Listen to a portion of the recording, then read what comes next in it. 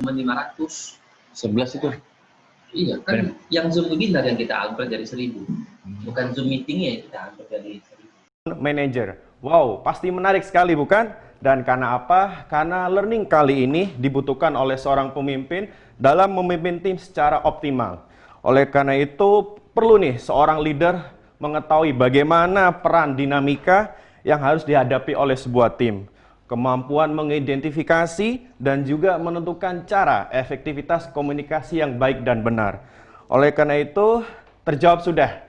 Hari ini adalah waktu yang tepat bagi BNI iMovers semuanya untuk hadir dalam acara Managing Up and Managing Down, How to Effectively Deal with Your Boss and Your Team.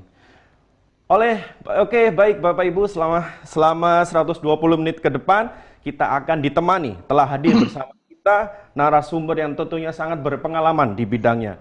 Beliau adalah seorang sosiolog dari Universitas Airlangga, Surabaya. Baik, mari kita sapa dulu ya. Selamat pagi Pak Daniel Sparingga. Selamat pagi Pak Tommy Permadi. Bagaimana kabarnya Pak Daniel hari ini? Baik sekali. Baik ya Pak. Sangat senang berada di sini. Baik, terima kasih Pak. Jadi selamat datang di BNI Corpu Live Streaming. Bapak sengaja kita undang ke sini dalam rangka memberikan inspirasi, memberikan materi kepada rekan-rekan BNI iMovers semuanya. Terima kasih Pak Daniel. Baik, rekan-rekan semuanya, sebelum kita lanjut ke sesi Pak Daniel, marilah kita sama-sama mendengarkan sambutan dari Bapak Tommy Narotama, Leadership and Assessment Group dari BNI Corporate University. Silakan Pak Tommy Narotama. Terima kasih Mas Tommy Permadi. Apa kabar Mas? Sehat selalu ya Mas ya. Selamat pagi BNI iMovers, apa kabar semuanya? Semoga BNI iMovers kalian saat ini dalam keadaan sehat selalu, tidak kekurangan suatu apapun ya. Saya mengucapkan terima kasih atas kehadiran teman-teman sekalian pada hari ini dalam suplemen pengetahuan live streaming Leadership Series untuk Middle Management yang saat ini telah memasuki sesi ketiga ya teman-teman, tanpa terasa nih. 2 sesi telah kita lalui bersama sebelumnya. Sesi pertama adalah terkait nih, saya mau reminding teman-teman bahwa sesi pertama ini terkait dengan mengelola kinerja di masa pandemi. How to manage performance on new normal. Waktu itu dengan Pak Tommy Sujarwadi ya. Dan di akhir Agustus lalu, di sesi kedua, teman-teman sekalian sudah belajar untuk mempertajam sense of business pada sesi business acumen yang dipandu oleh Ibu Lani Wiharjono. Semoga 2 sesi sebelumnya sudah dapat meningkatkan sedikit banyak skill teman-teman dalam aktivitas bekerja. Pada sesi ketiga, kali ini kita akan menilik lebih dalam, teman-teman, terkait salah satu keterampilan yang mungkin bisa saya sebut sebagai keterampilan dasar hidup manusia nih, teman-teman, yang sudah sejak belia kita belajar untuk kuasai sama-sama. Betul, teman-teman, keterampilan ini adalah keterampilan berkomunikasi atau communication skill. Seperti yang disampaikan tadi, keterampilan ini sudah kita pelajari sejak belia, teman-teman, dan bisa jadi sampai saat ini kita masih terus belajar dan belajar lagi untuk mengasah bisa lebih tajam. Yang entah sampai kapan nih kita perlu untuk selalu tingkatkan communication skill ya, mungkin sampai kita tua nanti juga masih tetap belajar. Dan karena kita selalu berada dalam banyak situasi yang berbeda, keterampilan ini memang perlu untuk selalu di-develop karena kita selalu menghadapi sesuatu yang baru dalam keseharian. Sebagai bagian dari middle management, teman-teman tentunya berhadapan dengan berbagai tipe partner atau tipe lawan bicara. Teman-teman akan berhadapan dengan atasan atau supervisor atau bisa dibilang bos yang punya karakteristik yang berbeda-beda dan bisa jadi mereka datang dari generasi yang berbeda juga. Umumnya sih para atasan kita saat ini adalah senior kita, tapi tidak menutup kemungkinan juga di era yang sekarang, saat ini atasan kita age-wise itu atau secara usia sebenarnya tergabung atau tergolong sebagai junior kita. Karenanya mungkin kita perlu mengelola cara berinteraksi dengan lebih baik lagi. Teman-teman juga akan mengelola tim dengan karakteristik yang berbeda pula dan juga datang dari generasi yang beragam. Hari ini, teman-teman, kita akan bersama-sama mengupgrade keterampilan dalam mengelola atasan dan tim yang akan dikupas dalam satu sharing session oleh pakar kita, tamu kita pada hari ini. Beliau seperti disampaikan oleh Mas Tommy Permadi adalah sosiolog dari Universitas Airlangga. Terima kasih kepada Bapak Daniel Sparingga yang telah berkenan untuk berbagi bersama kita pada hari ini, Pak. Besar harapan saya agar BNI High Movers mendapatkan hadiah atau oleh-oleh yang sifatnya personal dari sesi hari ini. I really hope that you all can get your personal insight from today's session. Sekali lagi terima kasih untuk teman-teman telah mengikuti sesi hari ini. Terima kasih telah mengikuti dari rumah masing-masing. Terima kasih juga teman-teman sudah menjaga diri, kerabat, sahabat, dan orang terdekat untuk bersama-sama bergandeng tangan berada dalam kondisi yang aman dan sehat. Selamat mengikuti acara hari ini dengan baik. Terima kasih. Stage saya kembalikan kepada Mas Tommy. Terima kasih juga sekali lagi kepada Pak Daniel. Selamat pagi. Baik, terima kasih Bapak Tommy Narotama, Leadership and Assessment Group dari BNI Corporate University. Baik, sebelum kita mulai ke sesi Bapak Daniel Sparingga, ada beberapa informasi yang ingin saya sampaikan ya kepada BNI Movers semuanya. Yang pertama, kepada BNI Movers semuanya tidak perlu menyampaikan kolom absen ya. Tidak perlu cat absen di live streaming di BNI Corpo. Nanti di sesi kehadiran yang terakhir, Bapak Ibu dan rekan-rekan BNI Movers semuanya dapat melakukan absensi pada QR Code yang telah kami sediakan. Dan tidak lupa saya juga mengingatkan kepada rekan-rekan untuk kita fokus selama 120 menit ke depan. Penting sekali nih bagi teman-teman Selected Talent untuk bisa mendengarkan secara fokus dalam 120 menit ke depan. Silakan sambil teman-teman melihat streaming, sambil fokus, makan, dan minum terserah. Yang penting teman-teman bisa fokus dan mengambil seperti apa yang disampaikan oleh Pak Tommy, hadiah atau knowledge bagi Bapak Ibu sebagai bekal dalam mensupervisi timnya dalam unit masing-masing. Baik, Bapak Ibu, High Movers semuanya sudah tidak sabar lagi ya, kita ingin berdiskusi dengan Pak Daniel Sparingga.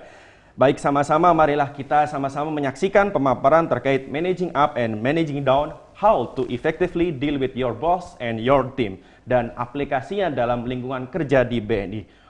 Kepada Bapak Daniel Sparingga, PhD, kami persilakan. Terima kasih Pak. Terima kasih Pak Tommy. BNI High Movers, salam dari saya Daniel Sparingga.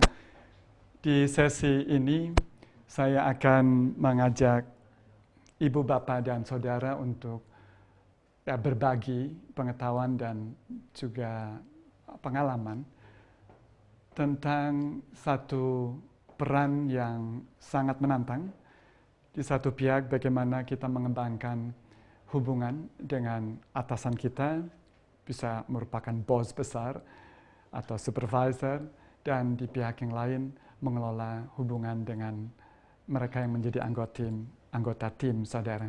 Ibu dan Bapak, ini adalah satu posisi yang sebetulnya umum, karena di mana-mana cukup sering situasinya sama. Selain mengelola orang, mengelola anggota, kita juga bertanggung jawab pada seseorang di atas kita.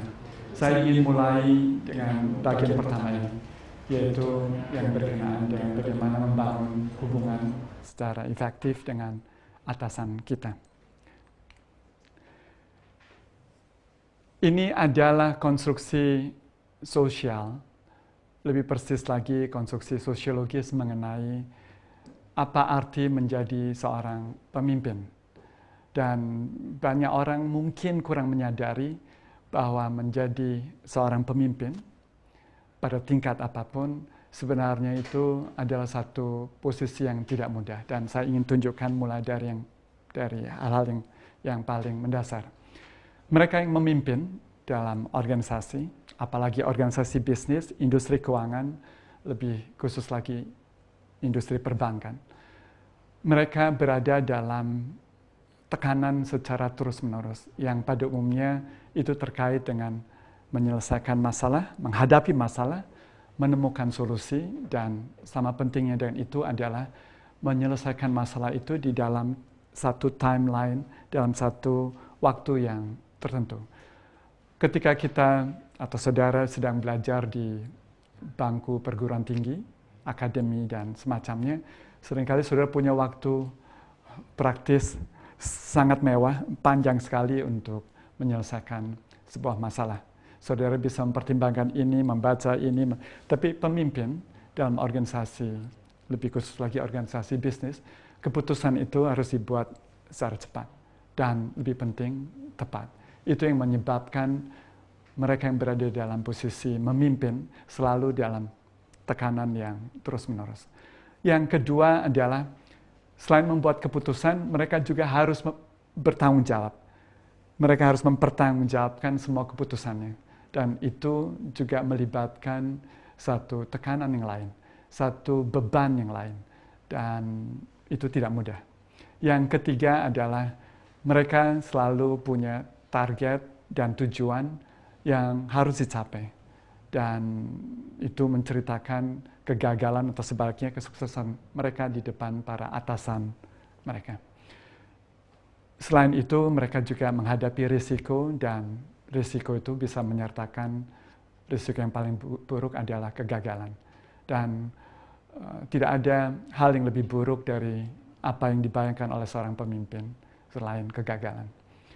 Dan di luar semua yang menekan itu, yang membuat saudara dalam posisi penuh beban, seorang pemimpin juga memiliki kewajiban lain, mensupervisi anggotanya, mendampingi mereka di dalam tugas-tugasnya. Dan itu satu aksi, rangkaian aksi yang berkepanjangan dan menuntut tidak saja minat yang meluber, tapi juga kesabaran.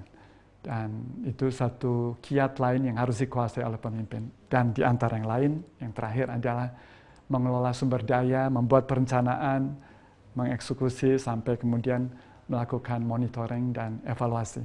Itu sesuatu yang wajib dilakukan oleh seorang pemimpin pada aspek manajerial. Tapi jangan dilupakan, seorang pemimpin juga harus mampu menginspirasi, menggerakkan potensi terbaik dari para anggotanya, memotivasi mereka hingga batas terbaiknya. Dan itu adalah elemen yang melekat di dalam kepemimpinan. Semua ini menghasilkan satu situasi yang tidak ada lain selain bahwa mereka yang memimpin itu berada di dalam kondisi dan posisi yang secara terus-menerus tegang, penuh ketegangan, penuh full of tension. Itu yang menyebabkan mengapa kita menemukan cukup umum pemimpin yang mood-nya itu bisa berubah dalam hitungan detik, menit, dan bisa bertahan dalam satu hari karena mereka menghadapi hari yang buruk. Dan sebagai bawahan, saudara kadang kurang melihat aspek-aspek ini. Dengan menyebut aspek-aspek ini, saya hanya ingin membuat ibu dan bapak, saudara-saudara, lebih memahami apa yang ada di dalam pikiran dan lebih luas lagi kondisi seorang yang bertugas memimpin sebuah tim. Sebagian orang meresponnya dengan baik karena pelatihan yang berketerusan, jam terbang yang berkepanjangan, pengetahuan yang membuat mereka lebih punya equipment, peralatan menghadapi semua hal ini. Sebagian lagi perlu meningkatkan kemampuan itu. Dan hari ini saya kira kita akan belajar dan berbagi tentang di satu pihak bagaimana mengelola hubungan kita dengan atasan dan di pihak lain mengelola tim. Di bagian slide berikutnya, saya ingin ibu dan bapak memulai dengan 5 langkah berikut ini. Kalau ibu dan bapak memiliki seorang pemimpin baru, membayangkan bahwa ibu mendapatkan dan bapak mendapatkan seorang pemimpin baru, ini 5 hal ini wajib untuk dipelajari. Pertama adalah kenali latar belakang keluarga mereka, dan lebih luas lagi latar belakang sosial mereka. Latar belakang keluarga misalnya bisa sesederhana hal-hal yang berhubungan dengan aspek atau dimensi psikologi. Apakah ia anak tunggal, anak bungsu, anak sulung, first daughter atau second daughter. Itu dalam ilmunya, di dalam pengetahuan yang kita dapatkan dari para ahlinya, itu membawa dampak terhadap mana ia berperilaku di kemudian hari. Semua itu penting, dan saya kira sampai batas-batas tertentu, bahkan dalam kasus-kasus yang unik, itu menjadi bagian penting mengapa seorang pemimpin begini atau begitu. Jadi latar belakang keluarga penting. Tapi sama pentingnya dan itu adalah latar belakang sosial dari mereka. Misalnya, apakah mereka datang dari, sebutlah, lahir, tumbuh dan besar di lingkungan budaya petani, desa. Ataukah mereka lahir, tumbuh dan besar dari kota besar. Jelas itu membawa perbedaan yang penting. Apakah mereka datang dari keluarga, sebutlah keluarga priai, keluarga kelas menengah atau kelas bawah. Ya. Itu semua membawa satu kondisi, disposisi yang berbeda untuk setiap orang dengan latar belakang yang beragam itu. Kenalilah mereka, pelajari mereka. Jelas saudara akan menghadapi seorang pemimpin yang berbeda ketika saudara tahu bahwa, sebutlah di tahun 80-an ini sering disebut anak-anak menteng misalnya, itu untuk menggambarkan bahwa mereka datang dari keluarga yang sangat elitis dibanding dengan mereka yang punya pengalaman jalanan lebih luas. Jelas itu akan membawa dampak yang berbeda terhadap mana seseorang memimpin organisasinya dan orang-orangnya. Yang kedua, itu terkait dengan pendidikan, termasuk training. Kita tahu mereka yang mempunyai latar belakang engineer atau sebaliknya humanities, belajar ilmu sosial, punya disposisi kecenderungan-kecenderungan yang berbeda dalam hal melihat satu masalah. Dan tentu saja dalam cara mereka tidak saja menjelaskan masalah, tapi juga menemukan jawaban atas masalah itu. Selain itu, kenali karier mereka. Ketika mereka bekerja di lingkungan organisasi di mana ibu dan bapak menjadi anggotanya, apakah mereka punya pengalaman beragam atau relatif tumbuh dalam lingkungan organisasi yang monoculture, misalnya seumur selama panjang 15 tahun, sebutlah begitu, pemimpin saudara itu pada dasarnya hanya seorang melulu bekerja di lingkungan audit. Itu jelas akan berbeda dibanding dengan mereka yang punya latar belakang pengalaman kerja yang lebih beragam. Yang berikutnya, ini terkait dengan, ya ini dua istilah yang seringkali dijadikan satu walaupun kita bisa melihatnya dua hal yang berbeda. Karakter and personality. Ini adalah perilaku dalam yang berkaitan dengan sikap-sikap yang tidak terlihat dari luar, tapi seringkali menjadikan dasar dari tindakan seseorang. Dasar dari bagaimana orang merespon satu situasi. Mereka yang ekstrovert misalnya akan terlihat lebih mudah didekati, approachable secara sosial, lebih mudah diajak untuk berbicara dibanding mereka yang introvert misalnya. Tapi jangan dilupakan juga soal-soal lain yang ada kaitan dengan perilaku bawaan yang terbentuk karena ini ilmu yang lebih rumit, DNA dan genetik dari keluarga dan orang tuanya. Jadi ini sesuatu yang juga ibu dan bapak sebagai antisipasi menghadapi seorang pemimpin yang seperti mesin diesel, butuh waktu untuk menjadi panas, sebutlah tanda kutip.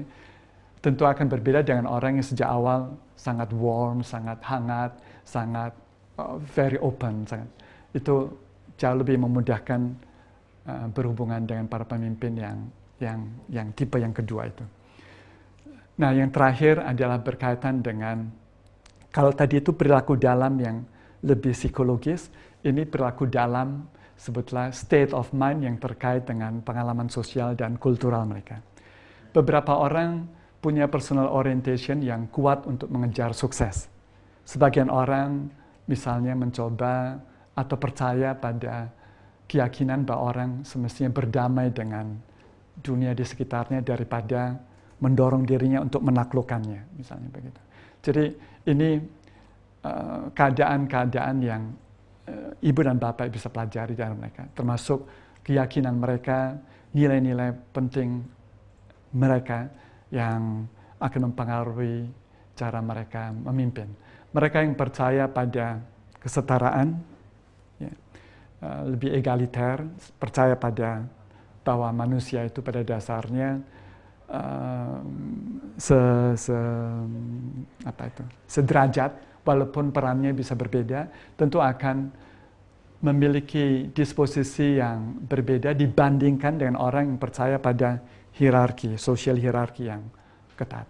Ya, dalam bentuk yang ekstrim tentu kasta, tidak bisa diubah.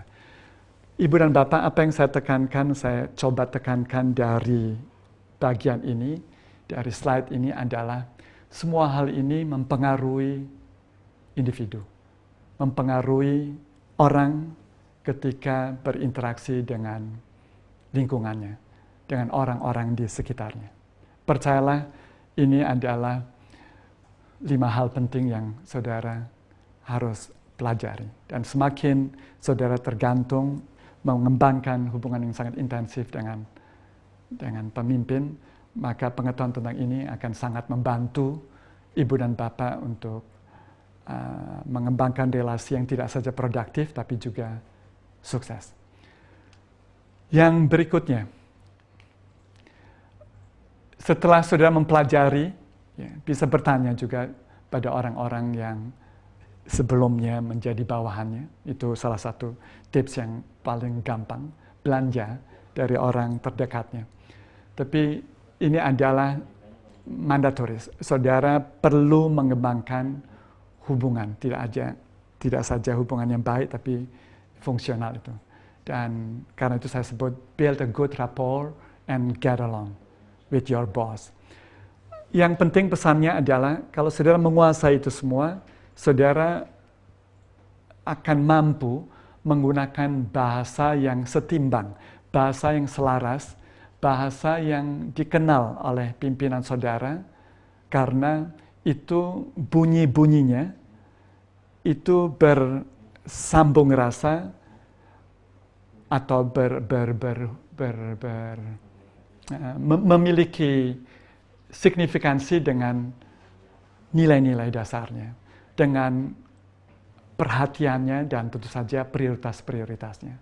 Kalau saudara tahu bahwa pemimpin saudara itu sangat mementingkan produktivitas, maka menjadi penting untuk alignment itu dilakukan berdasarkan nilai-nilai yang ia anggap tinggi. Karena itu ini pertanyaan-pertanyaan penting di dalam memahami seorang pemimpin yang terhadapnya saudara bekerja untuknya, melayaninya, sehingga ia menjadi pemimpin yang sukses.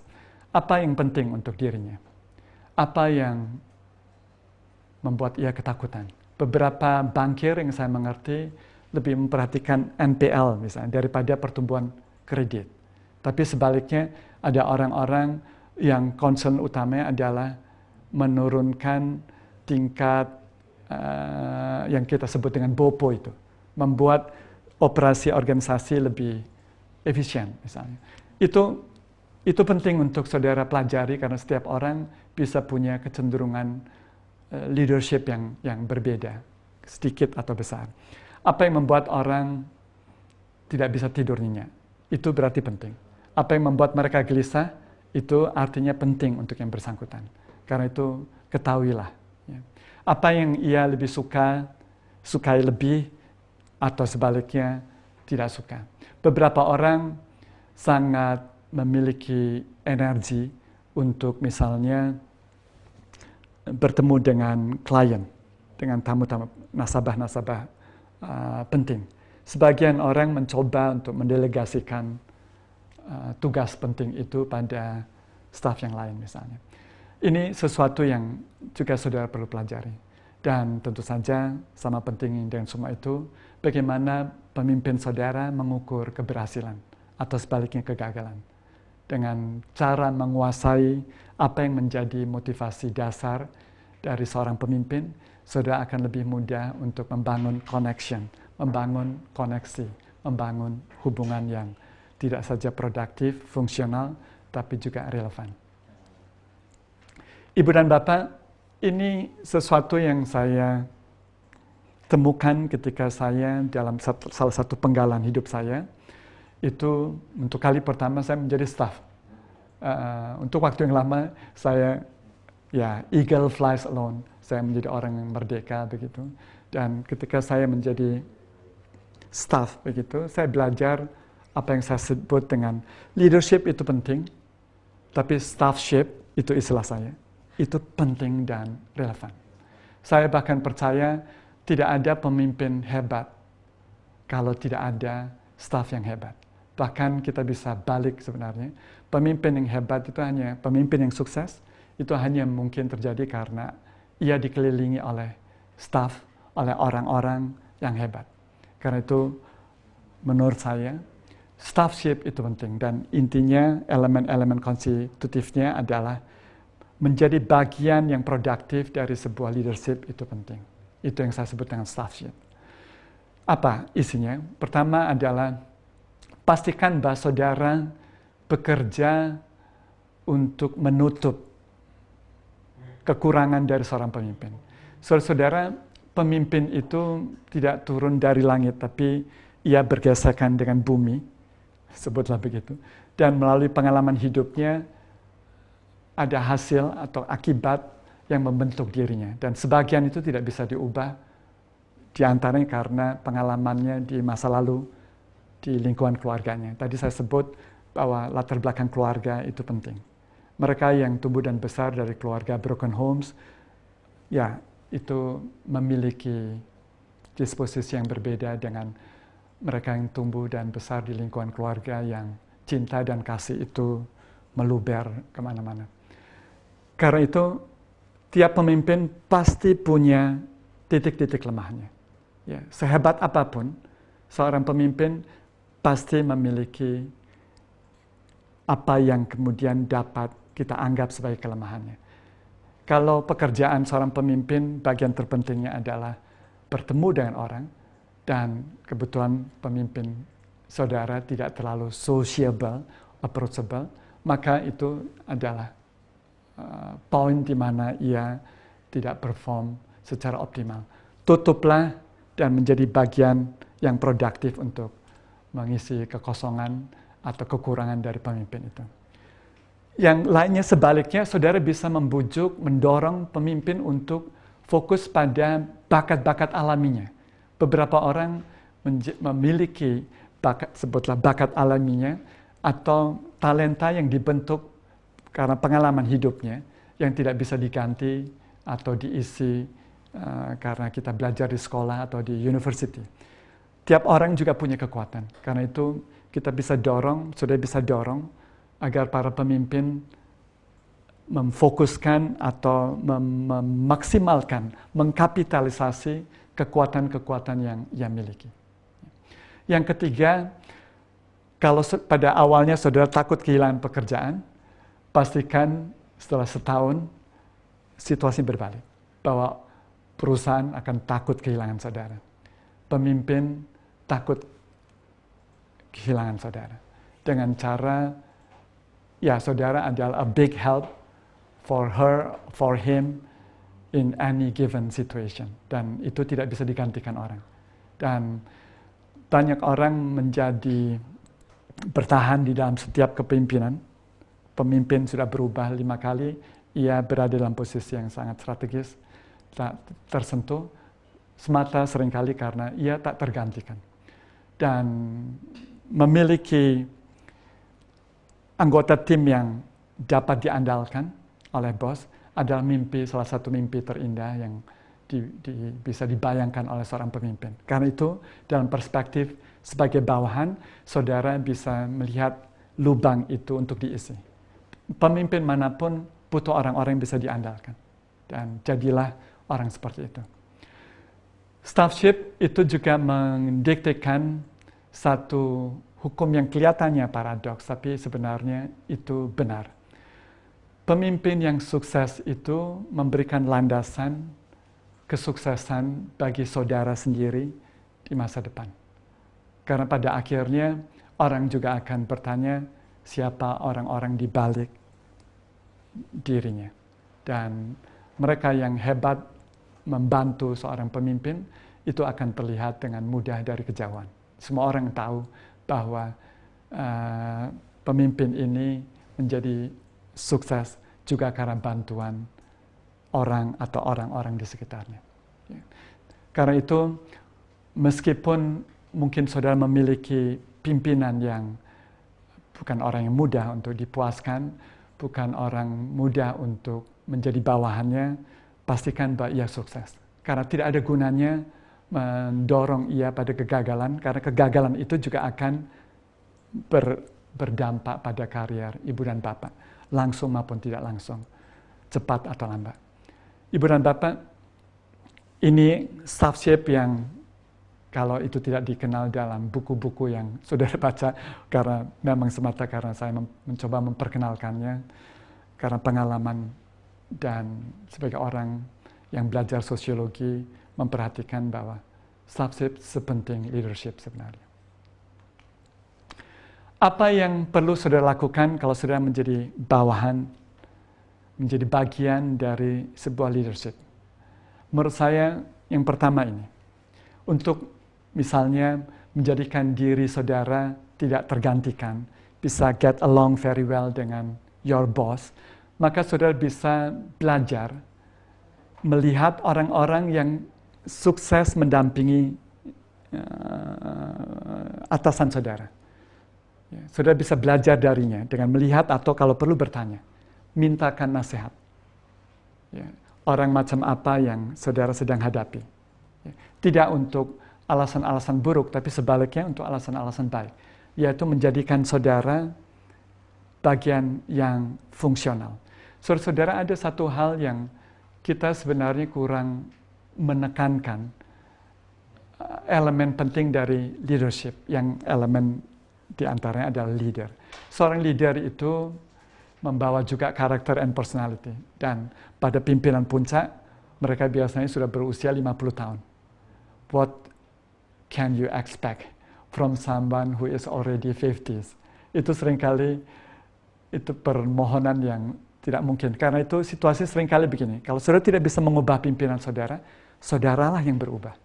Saudaralah yang melakukan adjustment, membuat adaptasi. Dan saudara akan tahu, mereka yang sukses adalah mereka yang bisa beradaptasi dalam situasi yang berubah. Dan setiap perubahan mendiktekan adaptasi baru. Jadilah orang seperti itu. Orang yang sukses yang saya perhatikan tidak hanya survive, itu karena mereka bisa membaca zaman dan tentu saja menyesuaikan tuntutan baru dari zaman itu. Dan ini berlaku juga dengan kepemimpinan. Yang kedua, coba pikirkan, kalau saudara kurang berhasil mengembangkan hubungan yang fungsional, produktif, dan pimpinan, apakah itu mungkin alasan terpenting datang dari saudara? Lihat dirimu, dan kemudian pikirkan apa yang perlu saudara ubah darinya. Ini memang memerlukan kebugaran psikologis maupun sosiologis. Artinya, sekali lagi, saudara sendiri perlu menempatkan dirimu, ibu dan bapak, sebagai agency, sebagai individu yang juga bisa dibentuk oleh lingkungan baru. Menyadari itu, memiliki kesadaran itu, membuat saudara lebih mudah untuk melakukan penyesuaian. Jadi, beberapa pemimpin yang datang dari budaya yang berbeda dengan saudara, mungkin saja mengharapkan saudara lebih actively talking daripada seperti dalam pengalaman kultural sebagian orang, diam, being composed itu adalah sesuatu yang diharapkan. Tapi dalam budaya lain mungkin tidak begitu. Saudara mungkin diharapkan lebih aktif menyapa dan menanyakan, kabar Bapak bagaimana Pak? Sementara dalam budaya yang berbeda, menjadi seaktif itu bisa saja dilihat sebagai kurang sopan, kurang pantas, dan seterusnya. Ini tentu saja bukan soal sopan santun, tapi mana yang lebih fungsional dan mana yang lebih produktif untuk satu relasi tertentu. pastikan bahwa saudara sebagai anggota tim yang melayani pimpinan itu menghasilkan satu situasi baru untuknya, yaitu memudahkan pekerjaannya. Tidak sebaliknya, tidak sebaliknya. Jadikan kalau ini adalah ukuran sosiologis yang mudah untuk melihat seberapa tinggi seseorang itu dibutuhkan oleh kelompoknya, termasuk oleh pimpinannya. Sebutlah dalam sebuah percakapan tentang rencana tim itu bepergian ke satu tempat lain. Dan ketika ada pertanyaan, apakah, maaf kalau saya memakai nama ini, apakah Budi ikut? Wah, maaf Pak, Budi kebetulan berhalangan. Waduh, kalau orang tahu bahwa akan ada banyak masalah yang tak teratasi, itu memperlihatkan bahwa Budi punya sesuatu. Tapi sebaliknya, kalau tidak ada bedanya, ia ada di sana, itu artinya, ya, ia kurang fungsional, kurang produktif dalam pengertian lain. Pastikan bahwa saudara, keberadaan saudara itu membuat pimpinan saudara merasa terbantu. Ini penting untuk mereka, untuk melayani orang-orang yang tadi saya gambarkan di bagian slide awal, paling awal, dalam tekanan konstan itu, yang dikejar target mingguan, target harian, swing dari mood itu, kita kan tahu mood kita itu berubah, dan pemimpin itu lebih ekstrim, perubahannya bisa seperti siang dan malam. Salah satu sumber informasi penting mengetahui mood adalah tentu saja orang-orang terdekatnya, yang tidak penting tapi tidak membuat keputusan, tapi ia penting karena menjadi bagian dari fungsi kepemimpinan. Misalnya sekretaris, ajudan, kalau itu sama pentingnya dengan itu, beberapa orang punya fasilitas pengawal. Bahkan mereka yang membersihkan kantor, kalau itu office boy, mungkin punya informasi tentang keadaan apa yang terjadi di kantor pimpinan. Jadi ini pentingnya untuk membuat saudara tahu kapan saat terbaik untuk menyampaikan sesuatu. Ya, dan tiap orang perlu memperhatikan mood itu. Kan saudara juga tahu kadang-kadang permintaan yang sama, saudara respon berbeda hanya karena mood saudara sedang berbeda. Dan itu juga berlaku untuk pemimpin. Yang terakhir dari the do's ini, sangatlah penting untuk pada akhirnya juga memberitahu atasan saudara tentang perasaanmu, perasaan ibu bapak terhadap bagaimana ia memperlakukan Anda. Tentu saudara mungkin perlu waktu yang pas untuk menyampaikan, tapi akan dimudahkan kalau yang bersangkutan pimpinan saudara bertanya. Dan sebaliknya, kalau saudara nanti suatu saat jadi pemimpin, nanti di bagian lain saya akan menceritakan, maka menjadi penting untuk bertanya. Bagaimana? Apa yang kamu suka atau tidak suka dari saya? Bagaimana kita mengelola kantor ini? Ceritakan. Jadi kalau ada kesempatan seperti itu, pemimpin yang baik bertanya. Dan kalau ada kesempatan itu, masuklah tanpa ragu. Tentu dengan mengatakan, dengan segala hormat, saya ingin Bapak tahu beberapa hal. Pertama, tentu saya ingin Bapak tahu bahwa saya selalu senang bekerja untuk Bapak. Saya bahkan merasa mendapatkan ini mimpi yang terwujud. Karena mulai dulu saya sebenarnya ingin bekerja di kantor ini. Terima kasih telah membuat ini terjadi. Yang kedua ini, tapi Pak ada dua hal lain yang saya ingin Bapak tahu. Saya sebenarnya lebih suka kalau Bapak memberi waktu, maksud saya memberi waktu itu, memberitahu lebih awal tentang apa yang Bapak harapkan dari saya untuk saya siapkan pada hari ini. Itu saya tidak keberatan Pak, bekerja malam hari untuk membuat besok pagi bahan-bahan yang Bapak butuhkan tersedia daripada secara terburu-buru saya selesaikan di pagi hari itu atau di saat itu juga. Itu jelas kualitasnya juga akan. Misalnya ini hal-hal yang saudara bisa sampaikan tentang bagaimana relasi itu mesti dibentuk oleh pihak lain dalam hal ini atasan saudara. Ini adalah tabu kalau boleh saya sebut dengan istilah itu. tabus yang sebaiknya atau wajib saudara hindari, saudara tidak lakukan. Pertama, jangan pernah mempertanyakan otoritas dari atasan, ibu dan bapak. Itu sesuatu yang justified, bahkan mungkin legally bind. Sesuatu yang bahkan ada dalam keadaan-keadaan yang lebih ekstrim, itu ada undang-undangnya. Bahkan mungkin ada undang-undang dasarnya. Tapi never dispute your boss authority. Karena itu sesuatu yang memang kewenangan itu datang bersama dengan sebuah jabatan. Yang kedua, jangan istilahnya khianati bos saudara dengan membuat gosip, membicarakan dirinya di belakang punggungnya. Sebaliknya, be loyal. Jangan pernah menceritakan hal kurang baik atau hal buruk dari bosmu. Karena ada bahaya. Sociology of gossip itu menceritakan hal begini. Gosip itu mengalir seperti air dari ketinggian, jadi punya energinya sendiri untuk mengalir. Dan yang menarik adalah seringkali itu berakhir pada yang bersangkutan.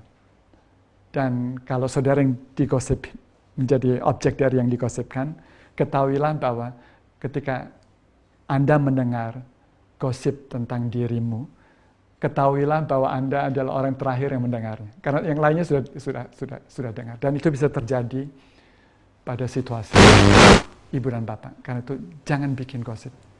Jangan membicarakan hal kurang baik. Walaupun itu mungkin mengandungi juga kebenaran.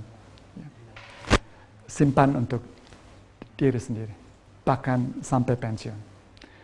Yang lain adalah jangan melampaui kewenangan atasan saudara, kecuali ada hal yang sangat kritikal dalam emergency situation, dalam situasi darurat selalu ada pengecualian. Tapi dalam situasi normal, jangan pernah melampaui kekuasaan atau kewenangan dari pimpinan. Pastikan bahwa order itu saudara penuhi. Order dalam pengertian tata kelola organisasi. Sebaliknya, kalau saudara mendapat kritik, mungkin seringkali itu koreksi sebenarnya daripada kritik. Jangan pernah menganggapnya itu pribadi. Karena sebetulnya sejak awal saudara di hari pertama masuk ke gedung dan menjadi bagian dari itu, nothing is personal. Saudara itu menjadi penting hanya karena saudara menjadi bagian dari organisasi itu. Karena itu judul, sebutlah tema besar saya, umbrella yang saya pakai adalah being a person of organizations. Dan itu bisa mendiktekan banyak pengetahuan yang saudara perlu gali. Dan hari ini kita membicarakan topik yang menurut saya menarik, bagaimana kita mengelola hubungan kita dengan atasan dan di pihak lain mengelola anggota tim. Yang terakhir adalah apapun yang terjadi pada akhirnya ada bagian terpenting yang saudara sendiri harus lindungi. Jangan korbankan martabat dan kehormatan saudara. Kalau saudara merasa bahwa bekerja di situ hanya membuat saudara tidak saja menderita, tetapi menjadi tidak relevan di dalam situasi organisasional, maka hanya satu, pindah departemen, pindah unit, bahkan pindah organisasi, meninggalkan company. Karena pada akhirnya, menurut saya dan menurut saya juga banyak orang percaya, akhirnya yang paling penting dari yang kita miliki adalah kehormatan dan harga diri itu.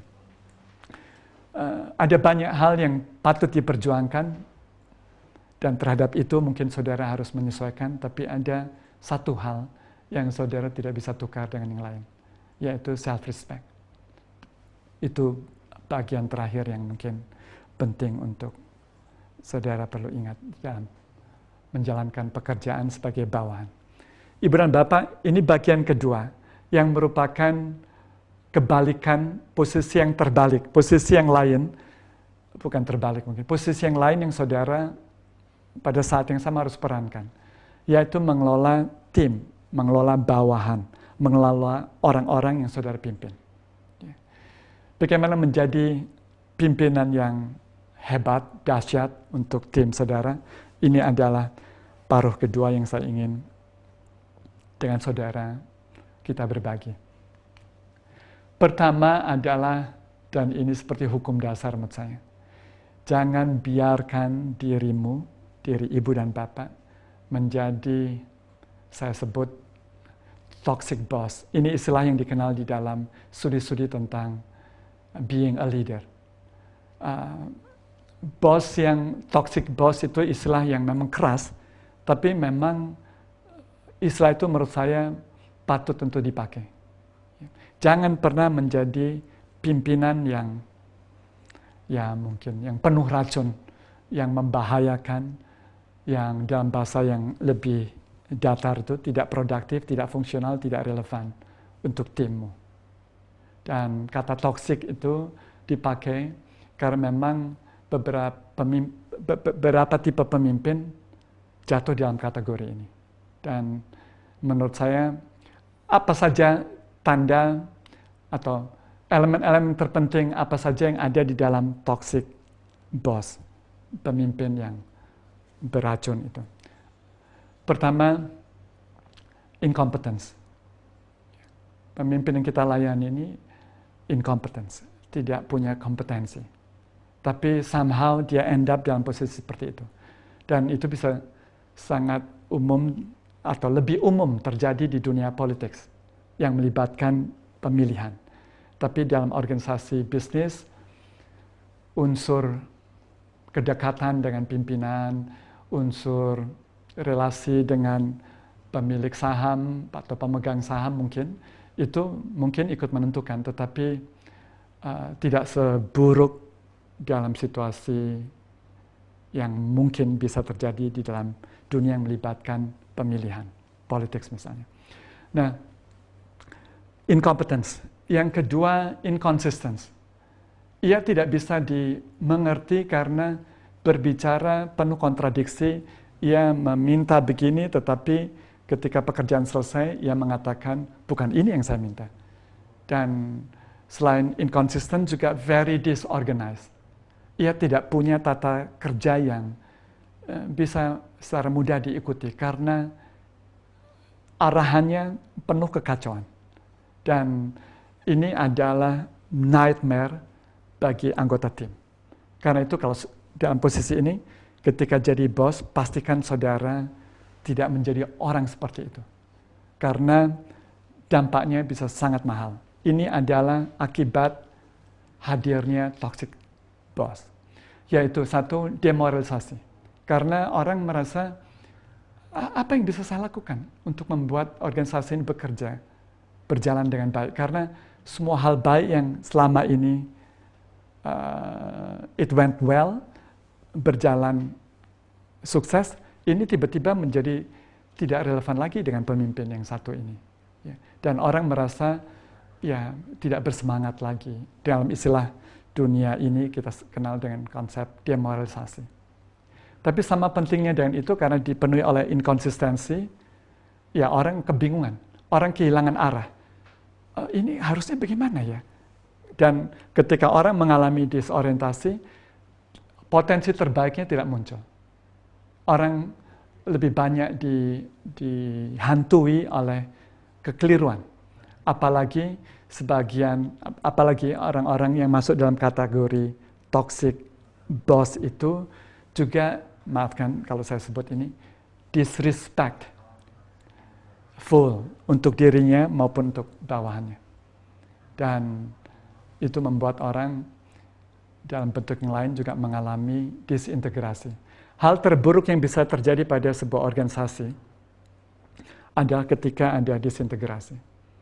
Yaitu orang tidak lagi merasa menjadi bagian yang produktif dari sebuah tujuan, dari sebuah organisasi. Dan disintegrasi itu ya tidak membuat organisasi menjadi mampu mencapai tujuannya.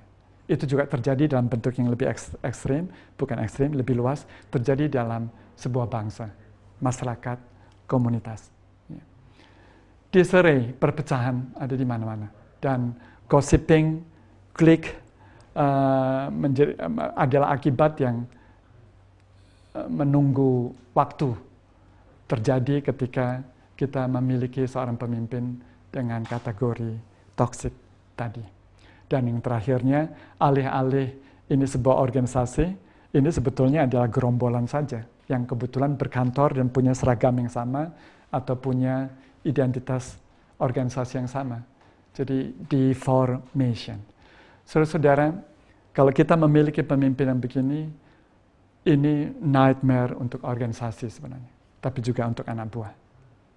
Nah, ini ada bagian lain yang mungkin kita bisa singgung pada saatnya. Tapi percayalah saudara-saudara, yang saya mau coba katakan, jangan menjadi pemimpin yang disebut dalam banyak buku itu disebut dengan toxic boss atau leader. Ya. Dan ini tentu saja konsepnya bisa dipakai, dikembangkan, diperluas menjadi toxic partner, toxic husband, toxic wife, toxic mother-in-law, dan seterusnya. Tapi topik kita kebetulan mengenai pemimpin sebuah organisasi. Jangan, never. Nah sekarang ini aturan-aturan yang umum kalau ibu dan bapak, saudara, BNI High Movers ingin menjadi a great boss.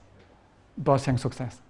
Pertama, pelajari setiap orang menjadi anggota ibu dan bapak. Kalau ibu dan bapak memimpin divisi yang besar, pastikan bahwa lingkaran dalam yang terhadap mana kesuksesan ibu dan bapak itu bergantung kepadanya, maka pelajarilah ini menurut 5 hal yang tadi saya sebut di bagian awal itu. Pelajari family and social backgrounds, education and career history, dan seterusnya. Yang tadi saya sebut di bagian lebih awal. Pelajari 5 aspek dari setiap orang yang menjadi bawahan saudara langsung.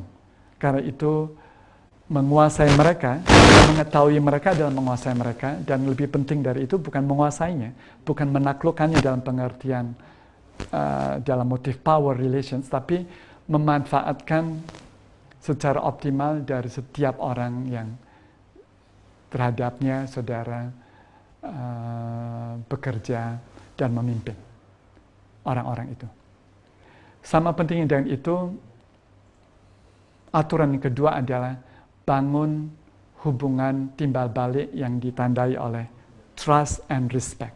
Setiap orang mungkin saya di sesi yang berbeda, saya kira untuk kelompok yang berbeda, saya membahas ini agak panjang lebar. Tapi the most important capital yang semestinya dimiliki dalam satu kolektiva, termasuk tim, adalah trust and respect yang secara mutual itu dimiliki oleh setiap anggota dari tim, termasuk pemimpinnya. Karena itu, para pemimpin wajib untuk membangun rasa saling percaya dan ya saling menghormati. Petugas sapu pun, office boy pun membutuhkan respect. Jadi jangan remehkan orang hanya karena ia berposisi jauh di bawah, saudara. Bangunlah trust dan respect. Yang ketiga ini menurut saya menjadi sangat fundamental untuk menentukan seberapa jauh saudara tetap hidup dengan menginjak bumi. Banyak pemimpin itu seiring dengan posisi yang naik, makin kehilangan pijakannya.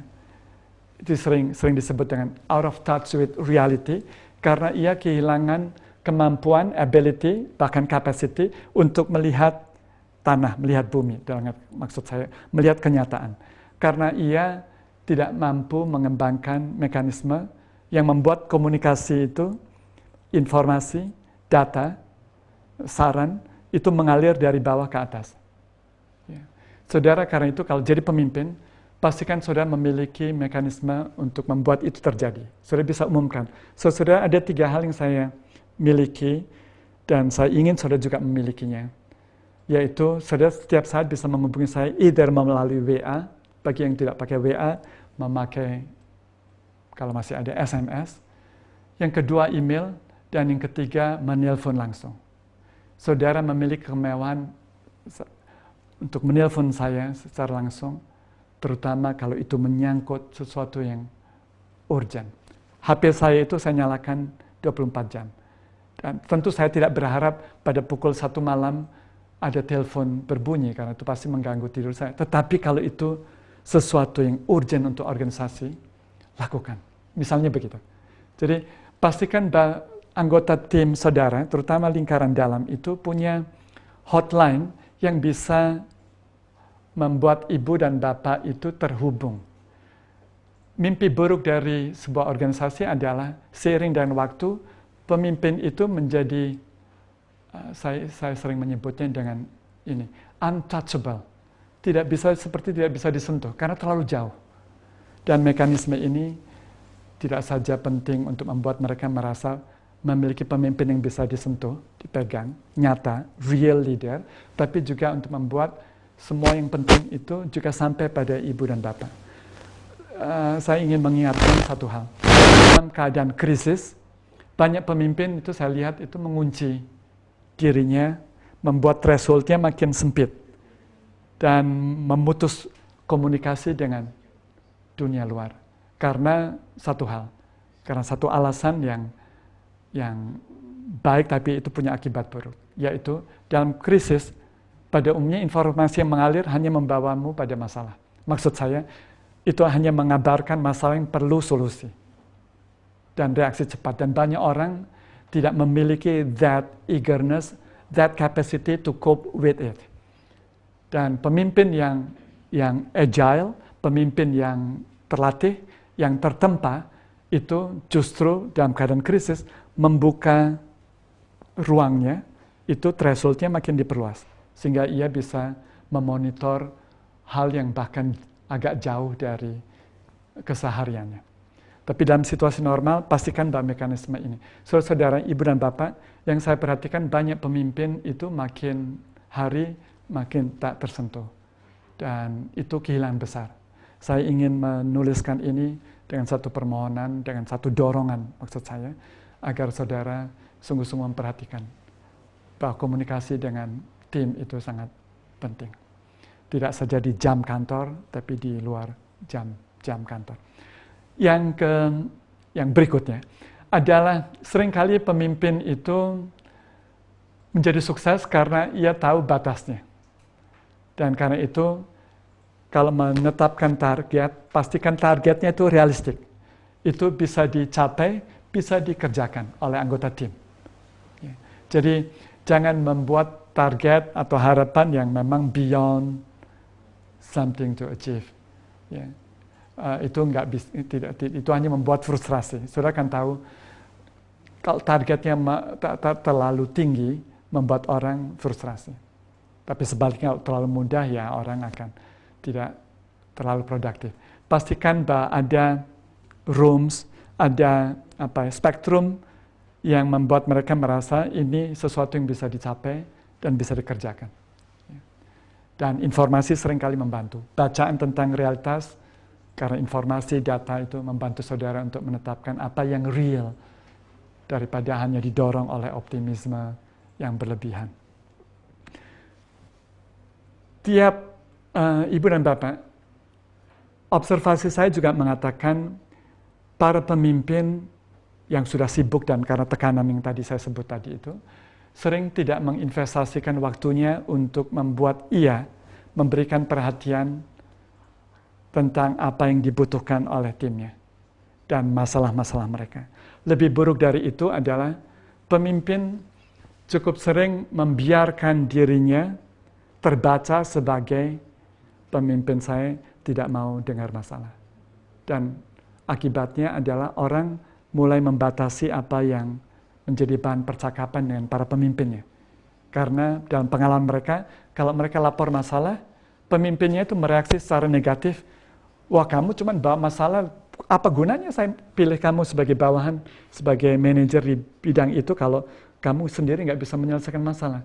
Saudara-saudara, saya percaya bahwa kalau orang melaporkan masalah, itu untuk sebagian karena keputusannya tidak pada atau keputusannya membutuhkan juga dukungan dari atasan.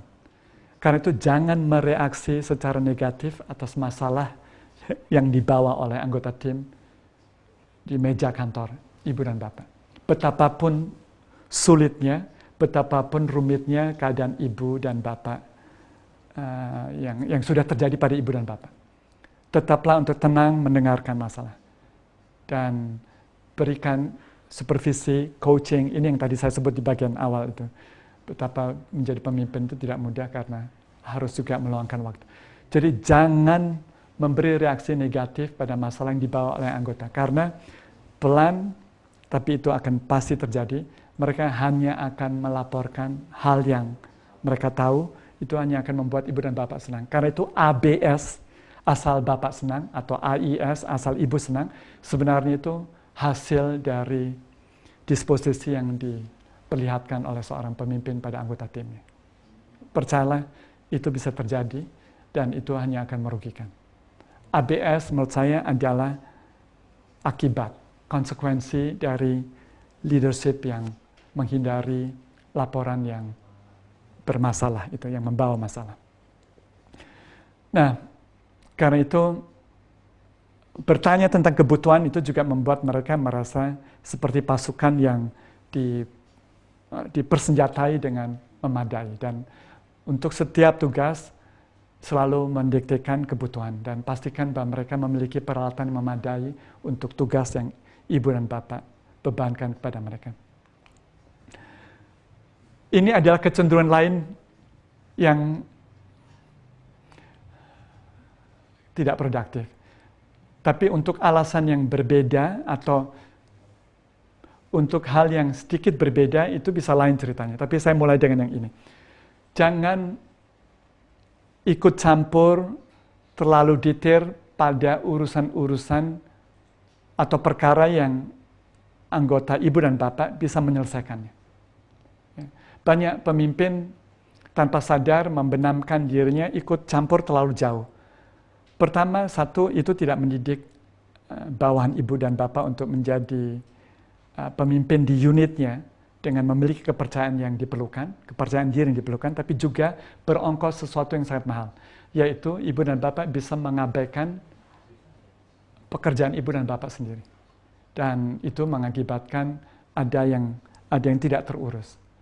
Nah, ini agak berbeda, saya ingin membuat footnotes, ini agak berbeda dengan keperluan untuk sekali-sekali ibu dan bapak itu melakukan hal-hal yang kelihatannya remeh, kecil, tapi itu mengirimkan pesan besar pada anggota tim yang lain. Misalnya begini, ibu dan bapak suatu saat masuk ke toilet karyawan, karena bos biasanya punya toilet sendiri. Luangkan waktu sekali-sekali masuk ke toilet karyawan dan lihat, periksa kebersihannya.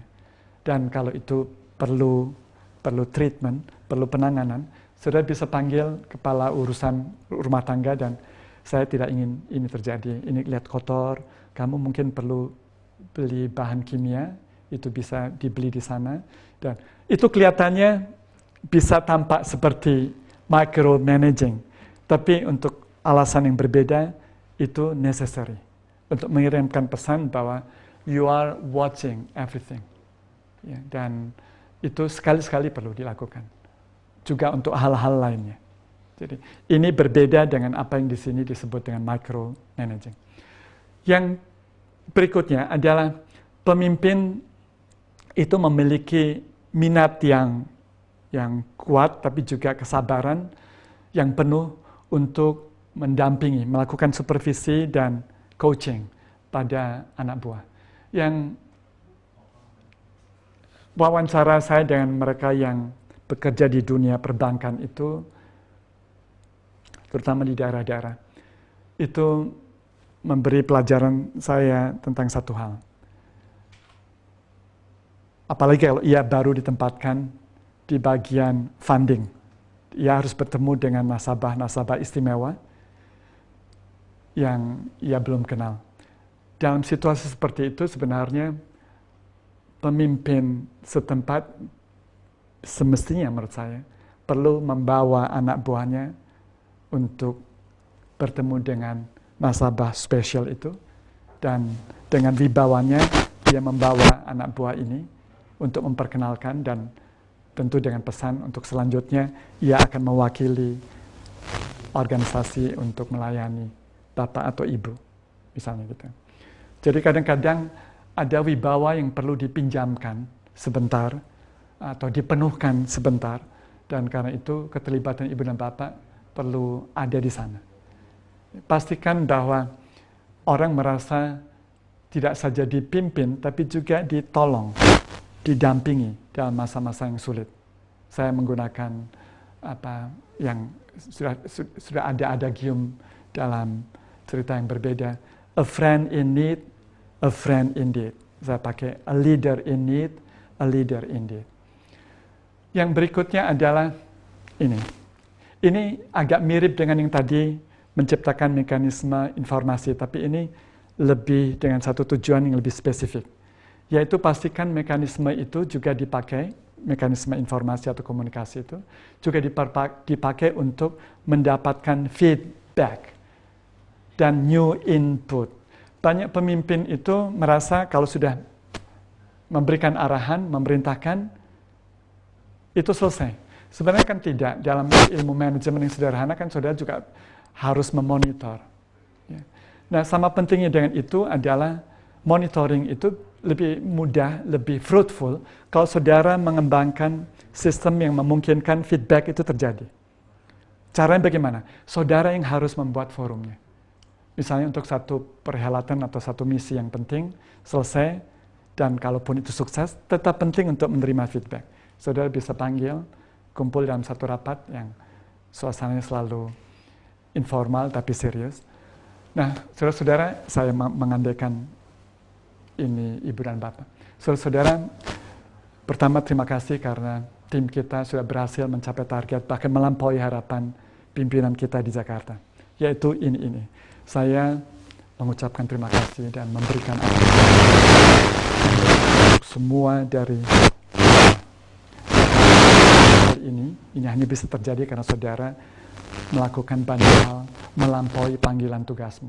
Saudara banyak melembur, tidur kurang selama 3 minggu terakhir ini. Semua saya apresiasi dan saya berhutang banyak untuk itu.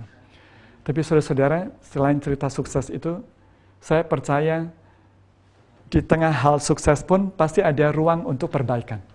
Saya ingin mendengar saudara, apa yang mesti kita tingkatkan. Kita mulai dengan diri saya.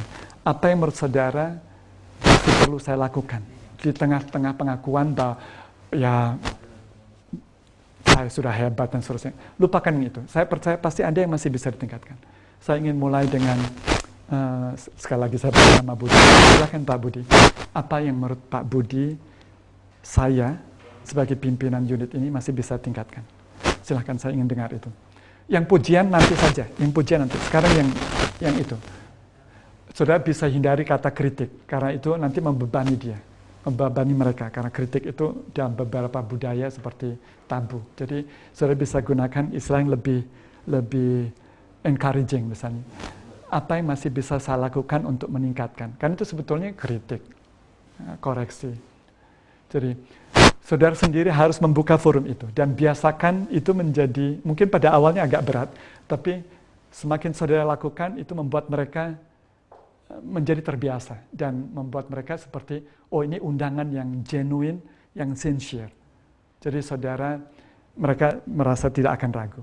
Kalau saudara berhasil membangun satu ambience seperti itu, saudara adalah pemimpin yang hebat. Karena saudara menciptakan satu mekanisme bagi terjadinya self-corrections. Koreksi itu tidak perlu terjadi dengan ongkos yang lebih mahal karena sebutlah pasar yang mengoreksi, tapi tim saudara. Jadi feedback and input termasuk kritik tadi. Dan jangan lupa tentu saja appreciation. Ya. Pemimpin yang hebat selalu mengucapkan terima kasih, menunjukkan apresiasi. Saudara, itu kelihatannya remeh, tapi kalau saudara sambil jalan terus berhenti, menyapa dan mengatakan, saya sudah dengar itu cerita sukses timmu dan saya tahu kontribusimu sangat besar. Saya bangga. Terima kasih ya, terima kasih. Itu kelihatannya sepele, tapi percayalah saudara, itu membuat ia harus menemui segera menelpon istrinya, orang terdekatnya, kalau bukan istrinya, orang yang ia merasa relate to, untuk berbagi mengenai cerita tentang sukacita itu.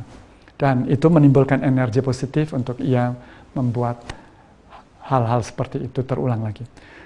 Yang lainnya adalah akhirnya kita juga harus tahu, kadang-kadang walaupun prestasi itu kita harus dorong push to the limit, kita juga pada titik tertentu harus menerima satu situasi bahwa kadang sometimes good is good enough.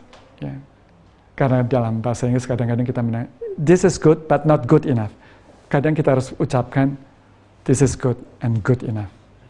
Kadang-kadang kita perlu sedikit menahan diri untuk tidak terlalu mengejar perfections. And after all, there's no such thing. Di dunia tidak ada yang perfect. Karena itu berhentilah untuk membayangkan bahwa dunia ini sempurna. Ini yang terakhir, dan berharap kita nanti akan punya waktu yang lebih baik untuk berdiskusi lebih banyak. Kalau saudara menjadi pemimpin baru di unit itu, atau di divisi itu, di kantor itu, ini adalah hal-hal pertama yang saudara harus penuhi. Ini adalah tugas terpenting di hari-hari pertama, yaitu make a strong statement on your leadership. Mereka harus tahu bahwa pertama tentu saja mereka tahu bahwa you are the new boss. Ini adalah saudara adalah bos mereka yang baru. Tapi menjadi penting hanya karena saudara mengucapkan atau membuat mereka terang, mereka paham, tahu apa yang menjadi mandat saudara, visi saudara, dan tujuan-tujuan serta target yang saudara hendak capai bersama mereka. Kata visi di sini tidak harus yang artinya tertulis seperti dalam buku-buku organisasi itu, tapi tentang ya apa yang saudara ingin capai serta reason mengapa itu menjadi relevan untuk mereka. Mereka harus tahu bahwa ini adalah sesuatu yang baru, sesuatu yang penting untuk mereka perhatikan. Karena statement itu harus jelas di hari-hari pertama, supaya mereka tahu, oh ada pemimpin baru di sekitar mereka. Dan tanpa itu mereka akan melihat ini business as usual. Jangan pernah memperlakukan your leadership sebagai business as usual. Saudara harus memperlakukan setiap harinya istimewa, dan itu dimulai dengan membuat statement yang jelas tentang mandat saudara sebagai pemimpin, visi dan tujuan-tujuan serta bagaimana mencapainya. Di antara yang penting tentu saja adalah kerjasama tim, dukungan dari bawah, mutual trust and respect, dan seterusnya itu. Nah, ini hal yang mudah, lakukan SWOT analysis, tapi sama pentingnya dengan itu, yang kadang agak kurang diperhatikan oleh para ahli manajemen adalah memperhatikan 3 hal yang terakhir itu. Barriers, handicap, and constraint. Itu yang SWOT analysis itu pada umumnya pada tingkat kolektif, agregat, organisasional. Barriers, handicap, dan constraint bisa saja pada tingkat yang lebih mikro. Jadi itu sesuatu yang penting. Barriers itu bedanya dengan constraint, sama-sama menghambat.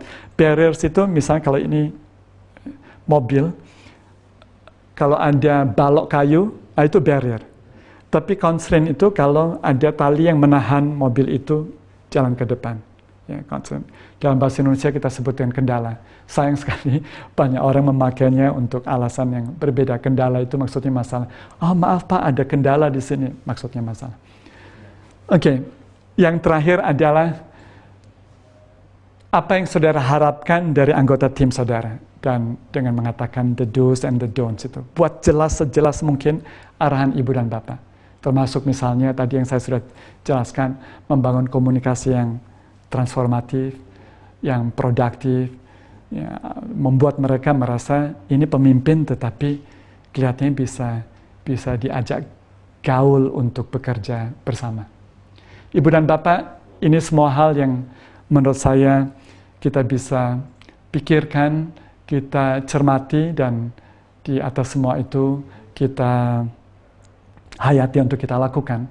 Tapi saya percaya sebagian dari yang sudah saya sampaikan ini, saudara-saudara mungkin sudah melakukan, saudara sudah paham, tapi selalu penting untuk mengatakannya kembali, karena setiap kali hal penting itu diucapkan kembali, itu membuat kita selalu terjaga. Setiap hari adalah hari yang istimewa. Ibu dan Bapak, untuk presentasi saya cukupkan, dan saya ingin sekarang berbagi pengalaman dengan Ibu dan Bapak, dan saya mungkin juga bisa belajar dari Anda semua melalui pertanyaan-pertanyaan Ibu dan Bapak. Terima kasih. Itu ada pertanyaan.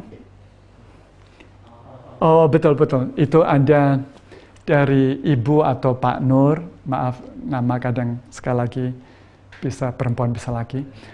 Bagaimana cara kita tetap menjaga positive vibe dalam menghadapi pemimpin yang moody? Dan bagaimana kita bisa menghadapi anak buah yang sudah tidak memiliki kemauan untuk belajar dan jenuh? Saya mulai dengan yang pertama. Pemimpin yang moody. Saudara akan tahu bahwa bad mood-nya tidak berketerusan. Tunggu sampai good mood-nya muncul. Tapi ketika itu seperti ombak, seperti badai yang tidak menentu itu, saudara bisa satu, mengambil jarak yang cukup untuk saudara tidak kena badainya. Percayalah saudara-saudara, ketika orang berada di dalam situasi mood yang buruk, mereka juga perlu ruang untuk mereka sendiri. Karena itu maintaining some distance mungkin merupakan solusinya. Tentu berharap ini tidak berkepanjangan, tetapi satu, tunggu sampai ia menjadi lebih terjaga, ya, menjadi sober. Ya.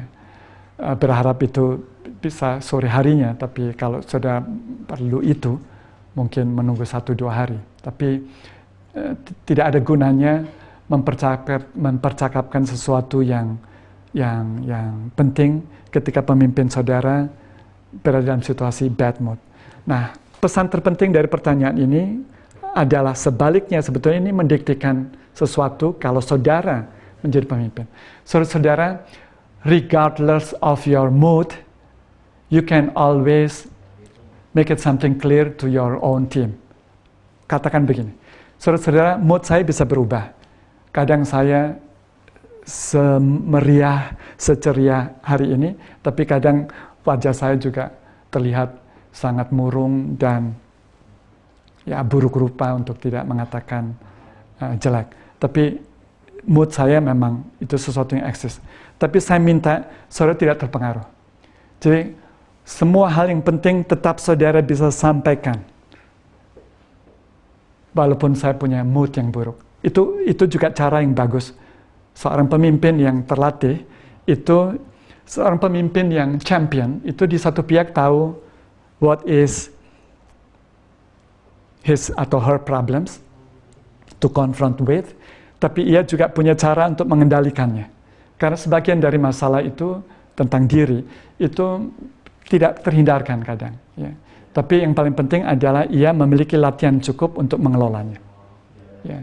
Beberapa orang, ini dari studi-studi psikologi, kita tahu kalau saudara sedang sangat terguncang atau sedang sangat marah, cara yang terbaik pergi ke kamar mandi sendiri, lihat basuh muka dan lihat wajahmu sendiri di kaca itu. Dan berbicaralah seakan saudara berbicara dengan dirimu yang lain. Ya.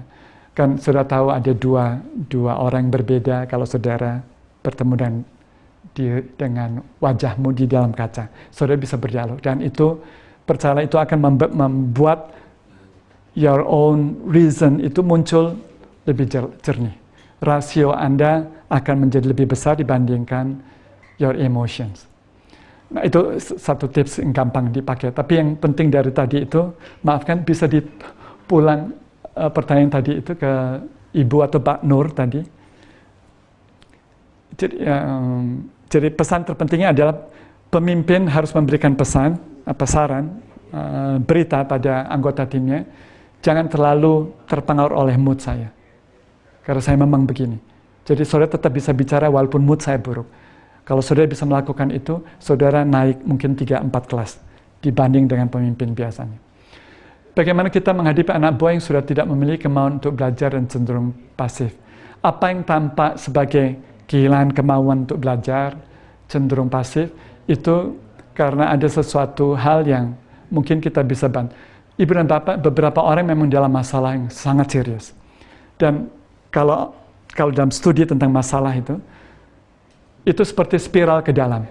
Sangat mudah menolong orang sebelum ia jatuh ke dalam sumur spiral itu.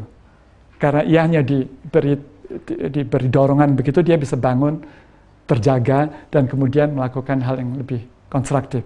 Tapi bagi mereka yang jatuh ke dalam lingkaran sumur itu, maka jelas mungkin pada titik tertentu ia memerlukan seorang ahli untuk menolong dirinya. Tapi dalam situasi yang umum seperti itu, saudara hanya bisa mengatakan bahwa ia sendiri perlu menolong dirinya sendiri untuk naik keluar dari itu dan kemudian menghadapi kenyataan.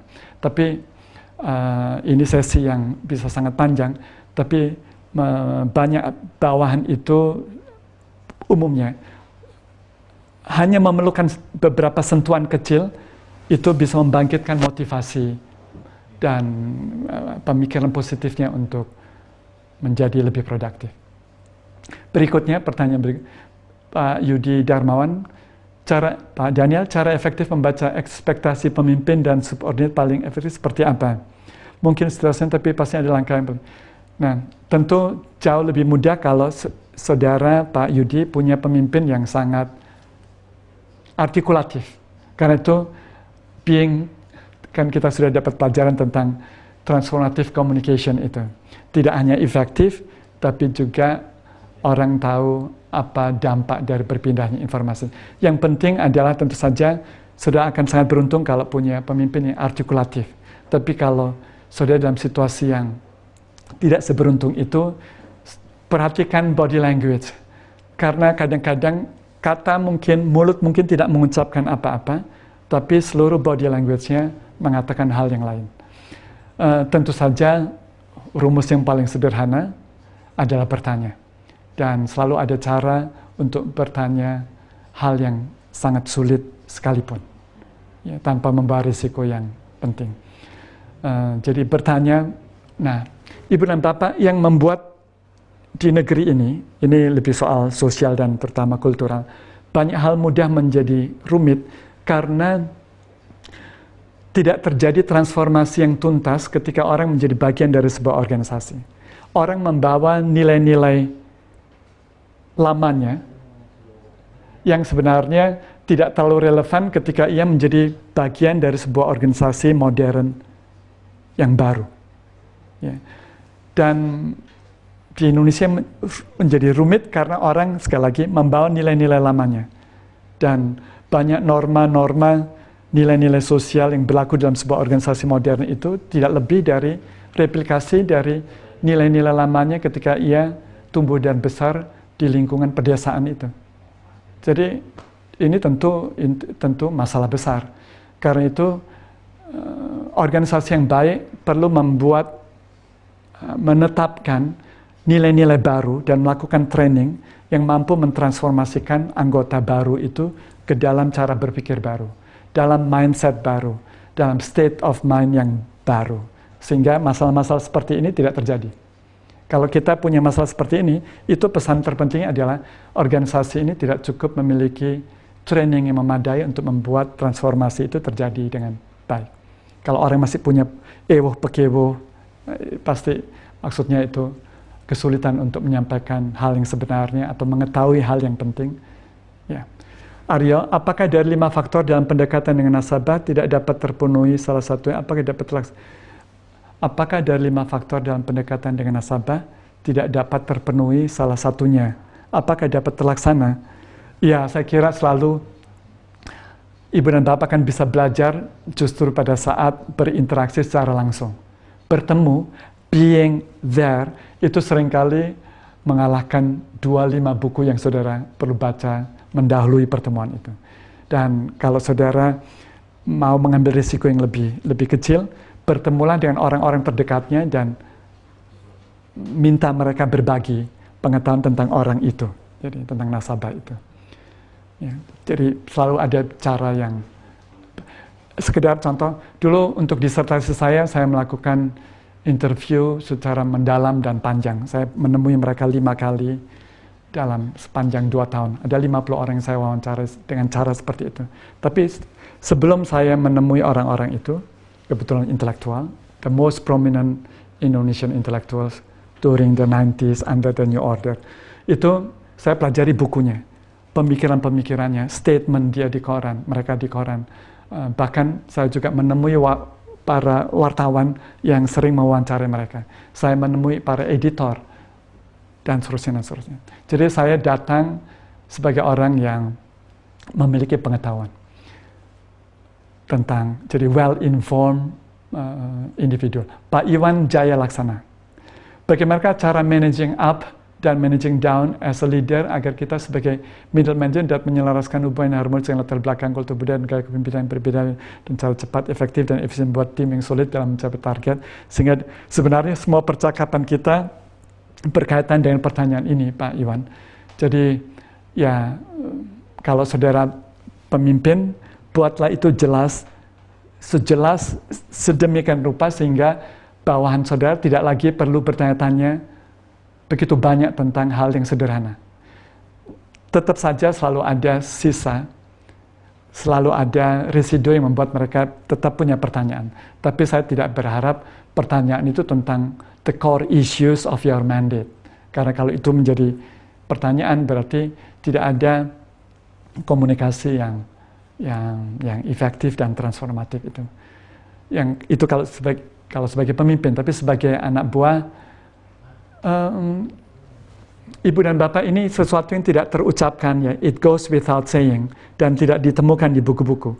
Tapi saudara bisa belajar dari hal seperti ini. Kalau saudara anak buah, pastikan saudara datang lebih awal dibanding yang lain, dan pulang lebih kemudian dibanding yang lain. Sedemikian rupa sehingga itu menjadi habit saudara. Ya. You dedicate, you devote, dedicate yourself to work, pada pekerjaan. Sampai sedemikian rupa sehingga dunia kerjamu itu menjadi bagian dari hidupmu yang baru, kalau itu saudara pegawai baru. Dan kemudian menjadi keluarga kedua dari kehidupanmu sehari-hari.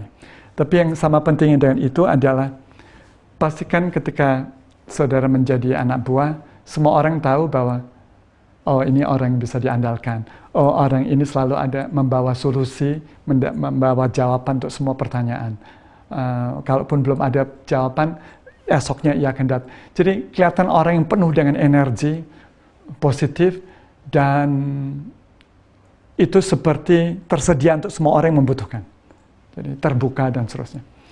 Pak Charlie Huta Hain, maafkan kalau saya salah menyebutnya. Apa dan bagaimana respon seorang middle management saat pimpinannya memberikan instruksi tidak jelas, tapi harus mengeksekusi tugas tersebut untuk dikerjakan oleh anggota? Ini lagi-lagi ini cukup sering terjadi dalam situasi organisasi yang budaya agricultural, budaya petani itu masih mewarnai organisasi itu. Kan kita tahu dalam industrial culture, semuanya itu jelas. Jelas pada bentuk written, semua ada SOP-nya, dan situasi seperti ini jarang terjadi dalam sebuah organisasi modern, industrial, yang transformatif. Tapi ini khas hidup kita, dunia kita. Pemimpin sering tidak artikulatif dan mengakibatkan ketidakjelasan. Ibu dan Bapak bisa bertanya pada, kalau tidak atasan yang di tingkat itu, pada atasan atau supervisor sedikit di atas Bapak dan Ibu. Tapi bila mana itu menyangkut nasib organisasi, beranikan dirimu, Ibu dan Bapak, sepanjang sekali lagi mekanismenya itu tersedia, datang dan minta penjelasan. Tidak apa-apa tanpa bodoh, tetapi saudara cukup jelas menyatakan ketidakjelasan yang terdapat dalam komunikasi itu. Seorang pemimpin yang sehat, bukan yang toksik, akan menyambut semua pertanyaan yang diantaranya ia pahami muncul karena ketidakjelasan dari dirinya. Tentu ceritanya akan lain kalau yang saudara hadapi adalah pemimpin yang tadi saya gambarkan sebagai toxic leader itu. Rodi Orbani, apakah pemahaman kita sebagai managing untuk tetap melakukan up down dengan tim dapat diselaraskan spirit led atau spirit led dengan keadaan sebelum pandemi atau ada Ibu dan Bapak, kita belum banyak membicarakan apa sebetulnya yang terjadi ketika hubungan kita tidak lagi sepenuhnya normal.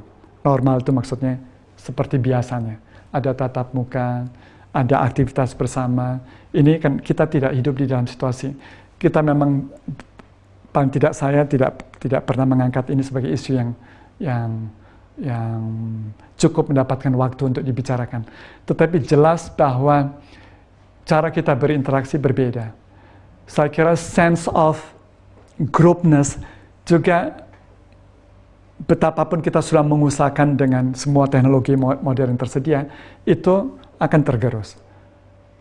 Saudara-saudara, sentimen sebagai anggota tim itu lebih mudah dibayangkan terbentuk karena pengalaman bersama.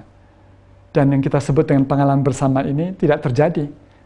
Maafkan, walaupun ada kamera yang sangat jelas, background yang itu tidak bisa menggantikan being there, being with them at the same time. Karena semua sentuhan, semua gerakan, your gesture itu membentuk sentimen, membentuk pengalaman yang menghasilkan sentimen tertentu. Karena itu memang ini sesuatu yang secara sosiologis penting. Ibu dan Bapak, kita bisa belajar dari satu hal yang lebih awal datangnya dari pandemi ini. Sebelum ada offline society, offline itu dalam pengertian masyarakat yang setiap hari kita bertemu, apa kabar? Oh ya, saya mau ke sana. Kita juga sejak tahun 90-an ke atas, sejak tahun 2000-an terutama, kita menghasilkan satu bentuk interaksi yang mediumnya itu melalui media online, media sosial, teknologi baru. Dan itu mengubah begitu banyak relasi. Kalau dalam masyarakat biasa, status itu penting. Dalam media sosial, status itu tidak terlihat. Dan itu mengakibatkan semua orang seperti sama rata. Kelihatannya baik, tetapi sebenarnya itu hutan itu menyediakan satu ambience situasi yang homo homini lupus. Mereka yang galak, yang savage, yang buas yang akan menang. Dan itu seperti homo homini lupus itu. Jadi itu bukan masyarakat yang... Belajar dari situ, kita tahu ada yang berbeda di dalam cara kita membangun satu organisasi ketika hubungan itu tidak lagi terjadi dalam cara-cara yang lazim pada umumnya menghasilkan pengetahuan dalam bentuk buku-buku selama bertahun-tahun itu. Pengetahuan kita tentang ini sangat terbatas. Beberapa orang mengusahakan menghasilkan pengetahuan-pengetahuan baru, tapi percayalah kita semua sedang belajar untuk menghadapi situasi ini. Denny Satria, jika kita sudah mencapai posisi dan situasi di mana kita sudah menjadi seseorang yang memiliki posisi strategis dan menjadi andalan pemimpin kita, bagaimana caranya agar situasi tersebut dapat menjadi landasan untuk peningkatan karir selanjutnya atau mendapatkan promosi yang lebih tinggi. Ibu dan Bapak, kalau Ibu dan Bapak menjadi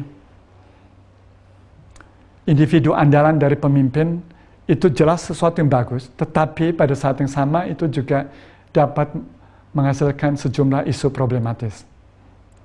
Di antaranya adalah sindrom tol papi sindrom itu. Beberapa masyarakat misalnya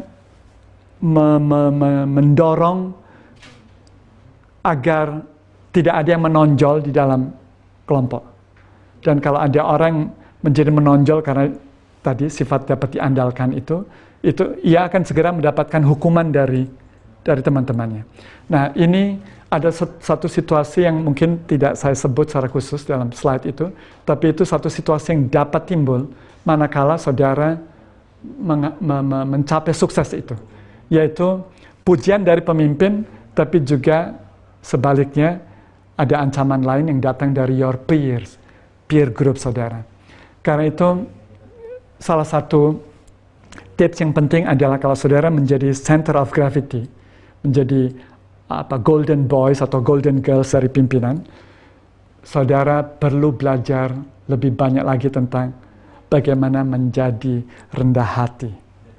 Karena itu yang bisa menyelamatkan saudara. Kalau saudara membiarkan dirimu seperti biasa, penonjolan karena pujian dari pimpinan, itu membuat saudara menjadi target ketidaksukaan, kebencian yang sebetulnya tidak relevan, tapi itulah yang terjadi secara sosiologis dalam hubungan sosial, dalam organisasi modern sekalipun. Maafkan. Karena itu, kalau saudara sukses pada bidang pekerjaan, saudara juga perlu sukses secara sosial di dalam kelompok saudara. Tetaplah rendah hati, jadikan teman-teman saudara yang lain, peer group saudara, menjadi bagian dari sukses saudara. Dan jangan bikin klaim itu semata karena hal yang unik dari saudara. Saya minta izin untuk ambil air sebentar.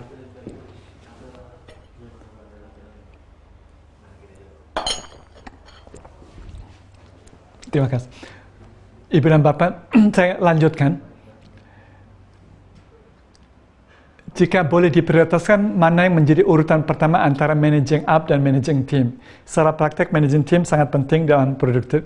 Sebenarnya ini tidak bisa dipilih, tapi pertama tentu membuat alignment dengan pimpinan. Jadi, saudara harus selaras dengan nafas, garis, arahan dari pimpinan. Itu mutlak. Karena tanpa bekal itu, saudara juga tidak bisa menggerakkan your own team. Karena saudara juga tidak bisa membuat direction.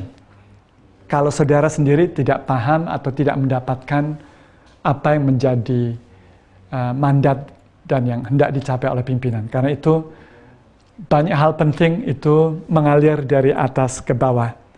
Tapi sebaliknya banyak hal bijak itu datang dari bawah ke atas. Itu kelihatannya seperti hukum sosial.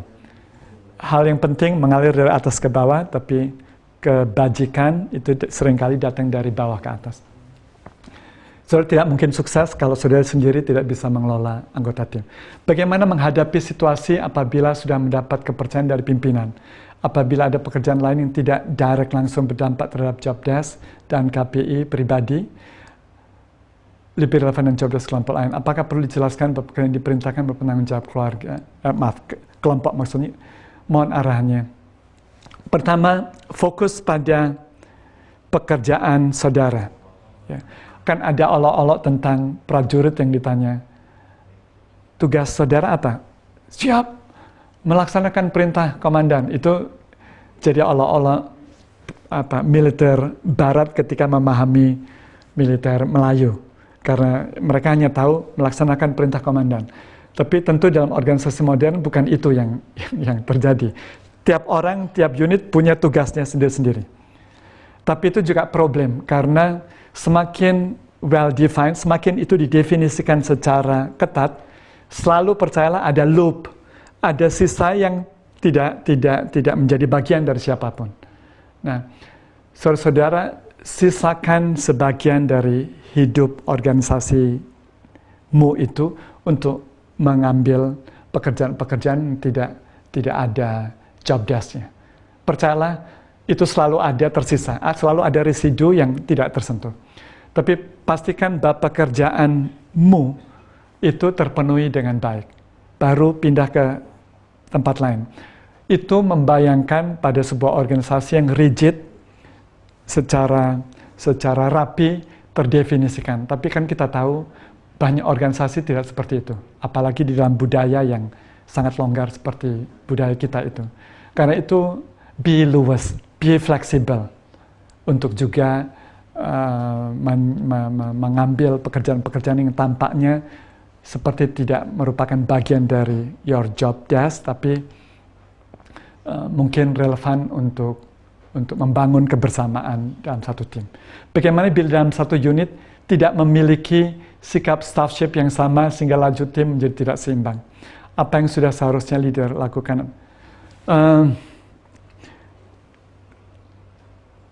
Di bagian awal dan dalam pertemuan yang lain saya pernah mengatakan the most important thing that can happen to one particular organization atau social group itu adalah ya social capital.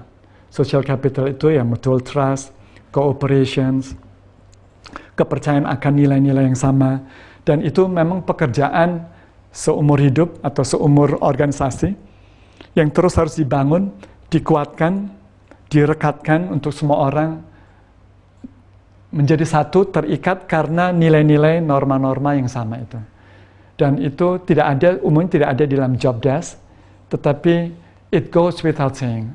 Kebersamaan itu percayalah tidak akan bisa ditemukan di dalam job desk yang ujung-ujungnya itu tertangkap atau dapat ditangkap sebagai elemen-elemen yang membentuk integrasi sosial, kohesi sosial, togetherness, familism. Nggak ada, itu tidak ada. Karena itu pemimpin wajib menginvestasikan sebagian dari waktunya untuk memelihara integrasi sosial dari kelompoknya. Dan ada studi yang menarik, studi sosiologi yang menarik tentang platoon, tentang peloton dalam studi militer itu. Hubungan terdekat yang dapat terjadi dalam organisasi militer yang sangat memperhatikan pangkat, hierarki, itu terjadi pada peloton, tingkat peloton. Karena ketika mereka berperang, sebenarnya perbedaan pangkat itu menjadi penting dihormati bukan karena pangkatnya, tapi karena fungsi integrasinya, fungsi yang mengintegrasikan kelompok. Dan di sana kemudian terbentuk kerelaan untuk berkorban demi kawannya dan seterusnya. Jadi sense of belonging, togetherness itu adalah bagian penting yang menurut saya setiap organisasi harus menginvestasikan bagian terpenting. Tapi sayang itu agak diabaikan di banyak tempat. Bagaimana mendelegasikan dan meyakinkan anggota untuk mensukseskan tugas yang disampaikan top management di saat bersamaan, anggota dan kita sebagai middle management tidak yakin. Saudara-saudara, ini juga tidak mungkin terjadi dalam organisasi yang sehat sebenarnya. Karena organisasi yang sehat pasti sudah mampu menyeleksi, menyingkirkan hal-hal yang seperti ini. Dalam organisasi yang kurang sehat, hal-hal seperti ini bisa terjadi. Organisasi yang paling ketat mengatur ini adalah organisasi militer. Kalau ada perintah komandan yang itu dapat membawa ia ke dalam salah satu atau kedua dari dua situasi ini, yaitu war crimes atau crime against humanity, mereka punya hak untuk menolak perintah komandan dari seorang jenderal sekalipun. Menurut saya dalam organisasi semacam ini, PNI misalnya, itu perlu ada SOP yang cukup jelas untuk mengatur keberatan dari anak buah terhadap sebuah perintah yang terhadapnya dipercaya memiliki satu, konflik of interest dengan organisasi atau dirinya. 2, membahayakan nasib organisasi. 3, melanggar undang-undang dan peraturan. 4, menurut saya kalau SOP-nya jelas, ethics-nya, work ethics-nya jelas, itu bisa menjadi pegangan dan dengan sopan itu bisa disampaikan pada pimpinan saudara, ibu atau bapak dengan segala hormat, ini di dalam statuta nomor sekian terdapat ini, dan menurut saya itu bisa dilakukan. Ibu dan bapak, saya tahu masih banyak pertanyaan, tapi waktunya sendiri menjadi batasan bagi kita. Bagian terpenting dari ini adalah kita harus terus belajar dan tidak ada batas untuk menghentikan proses belajar itu. Ibu dan bapak, selamat belajar di rumah, menjalani hari-hari yang menyenangkan di depan saudara, dan sama pentingnya dan itu, selamat bersama keluarga di akhir pekan dan jaga kesehatan. Saya Daniel Sparingga, senang berbagi dengan saudara dalam sesi ini. Sampai sesi berikutnya. Terima kasih.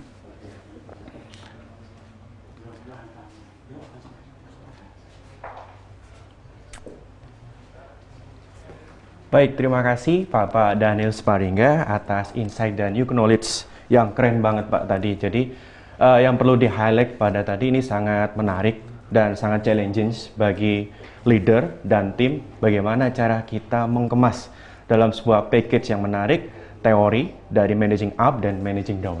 Jadi menurut Bapak saya keren sekali Pak hari ini. Jadi sebuah ilmu yang baru, banyak sekali pertanyaan dari BNI High Movers Iya, semuanya. sayang sekali. Betul ya Pak ya. Jadi memang pertanyaan-pertanyaan sangat bagus dan disesuaikan dengan aplikasi di lingkungan kerja di BNI. Baik Pak Daniel Sparingga, sebelum kita akhiri sesi kali ini di BNI Corpu Live Streaming, mungkin Bapak ada pesan-pesan atau closing remark dari Bapak kepada BNI High Movers semuanya terkait tentang materi pada hari ini. Silakan Pak. Mungkin yang terpenting Ya. adalah jadikan sukses BNI itu menjadi bagian terpenting dalam sukses pekerjaan ibu bapak saudara. Karena dengan menyatukan visi itu, goals itu, saudara lebih mudah membuat alignment. Dan at the end itu akan membuat akhirnya tercapai apa yang disebut dengan sukses kolektif. Jadi selamat bekerja dan meraih sukses besar itu. Baik, terima kasih Bapak Daniel Sparingga PhD, sosiolog dari Universitas Airlangga Surabaya. Terima kasih Pak. Terima kasih Pak. Sudah hadir pada kesempatan siang hari ini. Sekali. Dan tak lupa saya juga ucapkan kepada BNI High Movers semuanya, saya dari BNI Corporate University mengucapkan terima kasih atas rekan-rekan BNI High Movers yang sudah bergabung join BNI Corpu Live Streaming pada siang hari ini.